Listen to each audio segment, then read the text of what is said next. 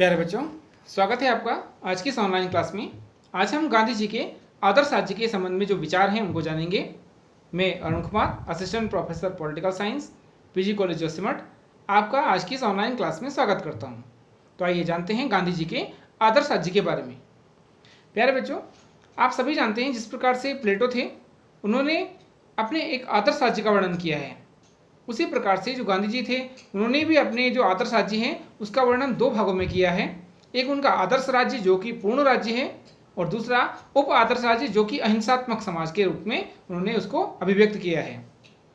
तो जो पूर्ण आदर्श राज्य है उसे गांधी जी राम राज्य के रूप में देखते हैं, यानी कि सभी व्यक्ति सुखी होंगे, सभी के पास अपने पास रोजगार होंगे, सभी का कल्याण होगा और सभी विकास की ओर अग्रसर होंगे। जो द्वितीय उनका राज्य है, उप आदर्श राज्य कहते हैं उसे, उस आदर्श राज्य में वो अहिंसात्मक समाज को स्वीकार करते हैं। प्यारे बच्चों, ये जो गांधी जी का आदर्श राज्य है या अहिंसात्मक राज्य है, इसकी कुछ विशेषताएं हैं। आइए इसकी कुछ विशेषताओं को हम जान लेते हैं। पहली विशेषता है अहिंसात्मक समाज। गांधी जी जानते हैं और ये व्यक्त करते हैं कि जो समाज है वो हिंसात्मक होता है और उसे अहिंसात्मक समाज में परिवर्तित किया जा सकता है, और राज्य का अस्तित्व तभी संभव होगा जब उस हिंसा को समाप्त किया जा सके। जो राज्य नामक जो संस्था होगी उसमें पुलिस, सेना, जेल, न्यायालय, ये जो सत्ताएं होती हैं, ये सभी सत्ताएं बाध्यकारी सत्ताएं होती हैं और इसका पालन प्रत्येक व्यक्ति को या प्रत्येक नागरिक को सदैव करना ही होता है। फिर भी जो समाज होगा वो अहिंसक होता है, लेकिन इन संस्थाओं के डर से वो हिंसा का कभी कभी सहारा लेता है और इसको नियंत्रित करने के लिए इन संस्थाओं की आवश्यकता भी पड़ती है। वास्तव में ये जो संस्थाएं होती हैं, सेना, पुलिस, जेल या अन्य संस्थाएं होती हैं, इन सबका मुख्य उद्देश्य होता है लोगों का अधिक से अधिक कल्याण करना। जनता को आतंकित करना या उत्पीड़न करना उनका मुख्य उद्देश्य नहीं होता। जो सेना बनाई गई है वो समाज की सेवा के लिए है, देश की रक्षा के लिए होती है। आदर्श समाज की रक्षा के लिए इनका होना बहुत आवश्यक है। तो जो बात करते हैं गांधी जी अहिंसात्मक समाज की, उसमें जो सेना होगी, पुलिस होगी या राज्य का अगर दायित्व होगा तो वो अहिंसात्मक रूप में होगा और अहिंसात्मक समाज की स्थापना होगी।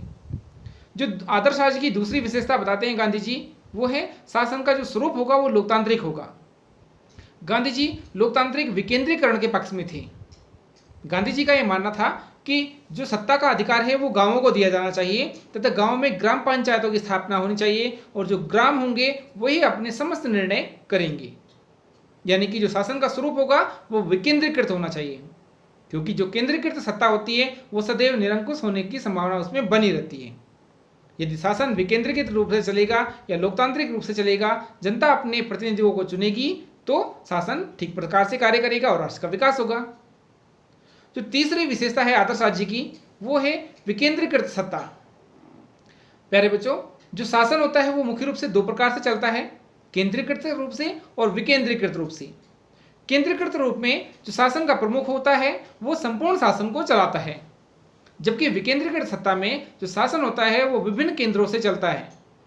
ग्राम पंचायतों का जो निर्वाचन है वो विकेंद्रीकृत सत्ता का ही एक रूप है, और गांधी जी ग्राम पंचायतों की स्थापना पर बल देते हैं। तो गांधी जी के आदर्श राज्य में ग्राम पंचायतों की स्थापना एक मुख्य बिंदु था। गांधी जी ने चौथी विशेषता बताई है अपने आदर्श राज्य की, वो था आर्थिक क्षेत्र में विकेंद्रीकरण। पहले आप जान चुके हैं कि गांधी जी जो बड़े उद्योग हैं उसके विरोधी थे, और विशाल और जो केंद्रीकृत उद्योग थे लगभग उन्हें वो समाप्त करना चाहते थे। गांधी जी ने चरखे का विचार दिया और कुटीर उद्योग की स्थापना के लिए लोगों को प्रोत्साहित किया। साथ ही साथ सभी से आग्रह किया कि वो विकेंद्रीकरण के रूप में कुटीर उद्योगों को अपनाएं और प्रत्येक व्यक्ति उसका उपयोग करे। गांधी जी का मानना था कि जो बड़े उद्योग होते हैं उनमें प्रायः श्रमिकों का शोषण होता है, उन्हें कम मजदूरी दी जाती है, कार्य के उनके पास अधिक घंटे होते हैं, उनके लिए रहने के लिए उचित मानवीय दशाएं नहीं होती, स्वास्थ्य, पेयजल तथा विभिन्न प्रकार की सुविधाओं का अभाव होता है। इसके अलावा उनका श्रमिकों का अत्यधिक शोषण होता है। इसलिए आर्थिक क्षेत्र में जो उद्योग है उनका विकेंद्रीकरण होना चाहिए और उन्हें कुटीर उद्योग के रूप में परिवर्तित किया जाना चाहिए। गांधी जी जो अगली विशेषता बताते हैं आदर्श राज्य की, वो था नागरिक अधिकारों पर आधारित होना। गांधी जी का मानना था कि जो समाज होगा वो सामाजिक, आर्थिक, राजनीतिक, नैतिक, बौद्धिक, शैक्षिक तथा विभिन्न प्रकार के अधिकारों से युक्त होना चाहिए।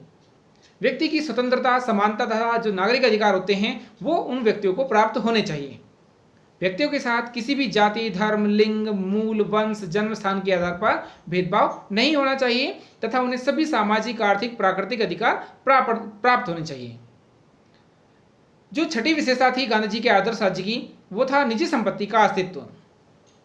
गांधी जी आदर्श राज्य में निजी संपत्ति की जो प्रथा है उसके अस्तित्व को स्वीकार करते हैं, किंतु गांधी जी कहते हैं निजी संपत्ति सीमित संपत्ति के रूप में होनी चाहिए। यदि आवश्यकता से अधिक संपत्ति किसी व्यक्ति के पास है तो उस संपत्ति का प्रयोग ट्रस्टीशिप के रूप में किया जाना चाहिए, अर्थात व्यक्ति को उस संपत्ति का स्वयं को संरक्षक समझना चाहिए। यदि हमारे पास अधिक संपत्ति है तो उसका प्रयोग जन कल्याणकारी कार्यों के लिए किया जाना चाहिए, हम उसके केवल संरक्षक मात्र होंगे। गांधी जी का जो अगला विचार है आदर्श राज्य के संबंध में, वो था प्रत्येक व्यक्ति के लिए श्रम करना अनिवार्य है। प्यारे बच्चों, श्रम मुख्य रूप से दो प्रकार के होते हैं, शारीरिक श्रम और मानसिक श्रम। जो शारीरिक श्रम है उस श्रम को भी गांधी जी मानसिक श्रम के बराबर ही मानते हैं। गांधी जी ने कहा था कि एक नाई का कार्य जो कि शारीरिक श्रम करता है या एक मजदूर का कार्य एक वकील या एक डॉक्टर या एक शिक्षक के कार्य के बराबर ही होता है। तो आपने ये जाना कि गांधी जी श्रम के लिए या जो परिश्रम है उसके लिए सभी लोगों को प्रेरित करते हैं तथा शारीरिक श्रम करना सभी लोगों के लिए अनिवार्य मानते हैं, यानी कि सभी व्यक्तियों को शारीरिक श्रम अनिवार्य करना चाहिए। 8वीं विशेषता है वर्ण व्यवस्था। गांधी जी ने जो समाज है उसके जो 4 वर्ण पाए जाते हैं, ब्राह्मण, क्षत्रिय, वैश्य और शूद्र, इन वंश परंपरा के आधार पर इन वर्णों को स्वीकार किया है और यह माना है कि जो व्यक्ति जिस वर्ण में पैदा होता है उसमें कुछ विशिष्ट योग्यताएं होती हैं और वो उस कार्यों में निपुण होता है। अतः व्यक्ति को बिना किसी ऊंच नीच की भावना को अपनाए हुए अपने वर्ण के अनुसार आगे बढ़ना चाहिए तथा उसी कार्य को अपनाना चाहिए तथा उसको आगे के क्षेत्र में ले जाना चाहिए, जिससे सामाजिक, आर्थिक, राजनीतिक, नैतिक क्षेत्रों में उसे अधिक तरक्की या उन्नति प्राप्त होगी। गांधी जी का जो 9वां विचार था आदर्श राज्य के संबंध में, वो था अस्पृश्यता या छुआछूत का अंत करना। पहले भी हम जान चुके हैं कि गांधी जी ने जो अस्पृश्य लोग समझे जाते थे उन्हें हरिजन कहकर के पुकारा और गांधी जी मानते थे कि अस्पृश्यता समाज के लिए कलंक है, इसलिए इस अस्पृश्यता को समाप्त किया जाना चाहिए और समाज को एक समृद्ध समाज की ओर अग्रसर होना चाहिए। गांधी जी की जो आदर्श राज्य है उसकी 10वीं विशेषता है धर्मनिरपेक्ष समाज। गांधी जी मानते थे कि संपूर्ण विश्व में धर्मनिरपेक्षता होनी चाहिए। धर्मनिरपेक्षता का अर्थ है कि प्रत्येक व्यक्ति को दूसरे धर्म के प्रति सहिष्णुता उसमें होनी चाहिए।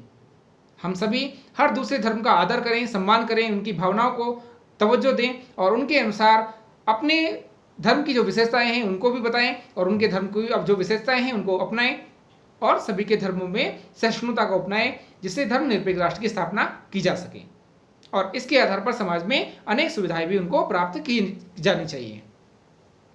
जो 11वीं विशेषता थी वो था गोवध का निषेध। गांधी जी का मानना था कि जो गाय होती है उसकी हत्या नहीं की जानी चाहिए। गोवध करना समाज के लिए गलत है क्योंकि गाय जो होती है वो पुण्यदा होती है। इसलिए गांधी जी का मानना था कि गांधी जी का धार्मिक और आर्थिक दृष्टि से गाय को मारना अनुचित है। गांधी जी इसके विरोधी थे कि गोवध को नहीं किया जाना चाहिए। प्यारे बच्चों, आप सभी जान चुके हैं कि गांधी जी आदर्श राज्य के अंतर्गत किन किन विशेषताओं को शामिल करते हैं। इसके अलावा गांधी जी मद्य निषेध को भी प्राथमिकता देते हैं। गांधी जी कहते हैं कि शराब या मद्य जो होती है उससे हमारा चारित्रिक पतन होता है और चरित्र के पतन होने से समाज का पतन होता है। इसलिए जितने भी मादक पदार्थ हैं इनका न तो उत्पादन किया जाना चाहिए न ही उनकी बिक्री की जानी चाहिए। आदर्श राज्य में मद्य का निषेध होगा। इसके अलावा गांधी जी का मानना था कि निःशुल्क प्राथमिक शिक्षा भी प्रत्येक व्यक्ति को दी जानी चाहिए। और 14वीं अंतिम विशेषता वो थी पुलिस और सेना। गांधी जी का यह मानना था कि सभी व्यक्ति अहिंसक नहीं होते, इसलिए उनको दमन करने के लिए पुलिस का होना भी अति आवश्यक है, जिससे कि समय समय पर आवश्यकता पड़ने पर राज्य में ऐसे बाहरी तत्वों को या असामाजिक तत्वों को नियंत्रित किया जा सके। तो आदर्श राज्य में पुलिस और सेना भी होगा, लेकिन जो पुलिस होगी या सेना होगी उसका स्वरूप होगा शांति सेना के रूप में। उसका कार्य केवल शांति की स्थापना करना होगा। प्यारे बच्चों, आशा है आपको गांधी जी का आदर्श राज्य समझ में आ गया होगा। यदि अभी भी कोई समस्या है तो आप इस वीडियो को 1-2 बार और देखिए और इससे आपको लाभ होगा। आज के लिए इतना ही। नमस्कार।